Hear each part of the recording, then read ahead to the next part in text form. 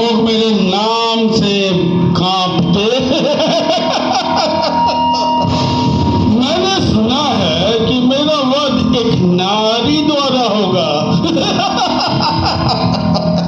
क्या ये संभव है? जब कोई मेरा नर देवता मेरा वध नहीं कर सकते तो एक नारी कौन है वो नारी? सुना है वो हिमालय पर्वत में विराजती हैं। मेरे सामने प्रकट हो। क्यों मेरे सामने प्रकट हो? मैं डरती है क्या?